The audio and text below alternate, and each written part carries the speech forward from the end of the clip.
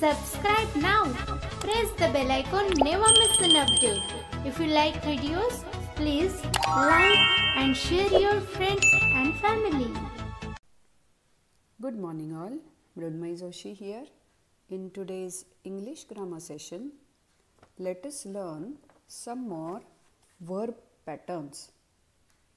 नमस्कार, मी मृण्मयी जोशी बोलते आहे आणि आजच्या आपल्या इंग्लिश व्याकरणाच्या पाठात आपण काही नवीन वर्ब पॅटर्न्स बघणार आहोत. आपण 4 पॅटर्न्स यापूर्वीच बघितलेले आहे. आज आता नवीन काही पॅटर्न्स शिकूयात. So let us see pattern number 5. Verb pattern number 5. It is of the type subject plus verb plus direct object plus preposition plus prepositional object. आता हे तसं थोडंसं कठीण वाटेल, पण प्रत्यक्षात तितकंसं ते कठीण नाही. आपण एखादं उदाहरण पाहिलं की लक्षात येईल. तर हा पॅटर्न कसा आहे? सब्जेक्ट म्हणजे कर्ता अधिक वर्ब, वर्ब म्हणजे क्रियापद अधिक डायरेक्ट ऑब्जेक्ट. डायरेक्ट ऑब्जेक्ट म्हणजे प्रत्यक्ष कर्म जे असतं त्या वाक्यातलं अधिक प्रिपोजिशन म्हणजे शब्दयोगी अव्यय. से टू, ऑन, फॉर ज्याला आपण शब्दयोगी अव्यय म्हणतो. ला, वर, साठी मराठीत शब्दयोगी अव्यय प्लस प्रिपोजिशनल ऑब्जेक्ट. आता प्रिपोजिशनल ऑब्जेक्ट म्हणजे काय? तर शब्दयोगी अव्ययाला जोडून जे काही शब्द येतात, नाम अथवा सर्वनाम, त्याला म्हणतात prepositional object. The noun or the pronoun that follows a preposition is called a prepositional object. तर आता हा पॅटर्न बघूया वाक्यांमध्ये. वाक्य बघू. First one, I lent my pen to a friend of mine. Subject is I, verb is lent. मागच्या वेळेस आपण हे वाक्य थोड्या वेगळ्या पद्धतीत वेगळ्या पॅटर्नमध्ये पाहिलेलं आहे.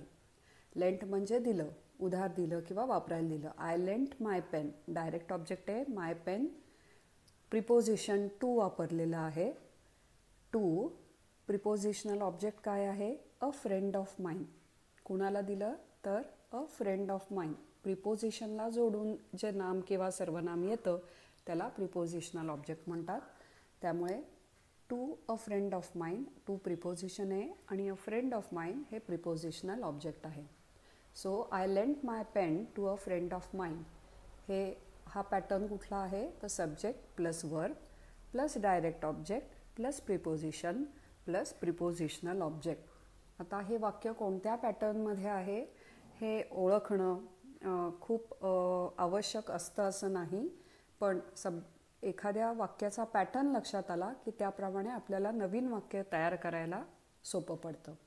So I lent my pen to a friend of mine. Next बघूया या पॅटर्नमधलं वाक्य. The next example is the teacher gave homework to all of us. Subject is the teacher, verb gave, गिव्हचं झालं gave, past tense, past participle आहे हे. Direct object आहे homework. To preposition आलं आणि all of us is a prepositional object. Now third sentence, we have paid the money to the proprietor. We is the subject, have paid is the verb part, money is the direct object, preposition to, and the prepositional object is the proprietor. Proprietor म्हणजे मालक. Proprietorचं spelling आहे PROPRIETOR, proprietor. So we have paid the money to the proprietor. That was the third sentence. The next sentence, he told the news to everybody in the village. He is the subject, verb is told. The news is the direct object. What did he tell? Tellचं झालं told. So the news is the direct object. To is the preposition here. Everybody in the village is the prepositional object. Now next sentence, he promised the money to me. He promised. He is the subject, promised is the verb, indicates past tense. Direct object is the money. To is the preposition. and me is the singular prepositional object. Now sixth sentence, I have brought a watch for my sister. I is the subject here, verb is have brought, direct object is a watch. Now here the preposition is for, च्यासाठी, for. For is the preposition and my sister is the prepositional object. Next sentence, Mr. Ram sold his car to a man from Mumbai. Mr. Ram is the subject here, sell, sold. So that is, sold is the verb, direct object, his preposition here it was again to, and a man from Mumbai is the prepositional object. Last sentence, he made coffee for all of us. So subject is he, made is the verb, coffee is the direct object, for is the preposition, all of us is the prepositional object. So this was pattern number 5. It was of the type subject plus verb plus direct object plus preposition plus prepositional object. Now let's look at the sixth pattern. It is of the type subject plus verb plus noun or pronoun plus adjective. I'll repeat, pattern number 6. It is of the type subject plus verb plus noun or pronoun plus adjective. सहावा pattern काय आहे तर subject म्हणजे कर्ता अधिक क्रियापद plus noun और pronoun म्हणजे नाम अथवा सर्वनाम आणि शेवटी त्याच्या प्लस ॲडजेक्टिव्ह म्हणजे विशेषण येतं. हा थोडासा ट्रिकी पॅटर्न आहे, जरा समजून घ्या. आपण एखादं उदाहरण बघू. First example first example, the boy pushed the door open. The boy pushed the door open. Over here the subject is the boy. Now what is the verb? Pushed. What is the pronoun following it? What is the noun or the pronoun? It is the door. Door म्हणजे दार, दरवाजा. So and what is the last part? It is adjective open. आता लक्षात घ्या, the boy pushed the door open याचा अर्थ मुलाने दरवाजा ढकलून उघडला. बरोबर आहे. आता लक्षात घ्या की इथे ढकलून उघडला याच्यात ओपन हे ॲडजेक्टिव्ह कसं आलं तर ते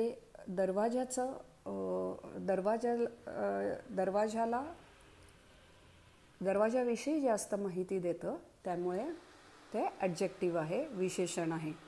आता हेच वाक्य जर मी असं घेतलं, open the door.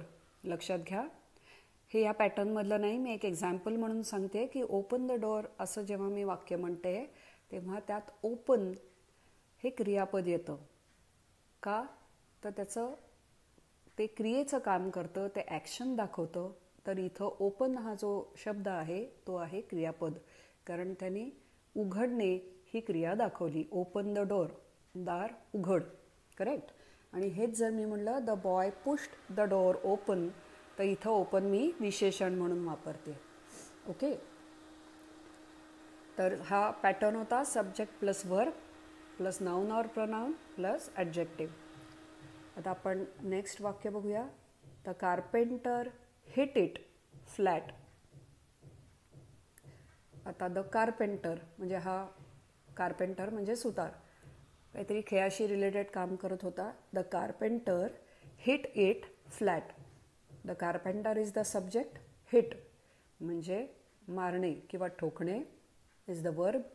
It over here it is used, the pronoun is used it and adjective is flat. ठीक आहे. आता नेक्स्ट एक्झाम्पल बघू. She washed the plates clean. इथं शी हे सब्जेक्ट आहे, वॉश्ड हे वर्ब आहे, द प्लेट्स हे नाउन आलं आणि क्लीन कशा तर क्लीन, स्वच्छ. So that is an adjective. Next sentence, I like my coffee strong. So I is the subject, verb is like, the noun is my coffee and adjective is strong. Next sentence, we found the trunk empty.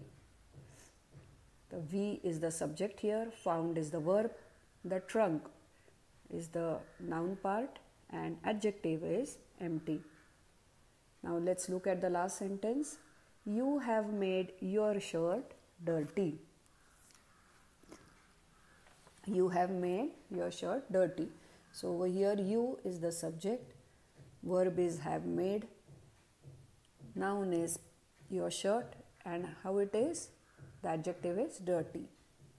So this was pattern number 6, subject plus verb plus noun or the pronoun plus adjective. So today we saw 2 verb patterns and we saw examples related to it. So I just hope whatever we have learned today was easy with the help of examples we saw, and you have understood it well. So in case there is any difficulty, do let me know. आज आपण इथंच थांबणार आहोत. Thank you. धन्यवाद.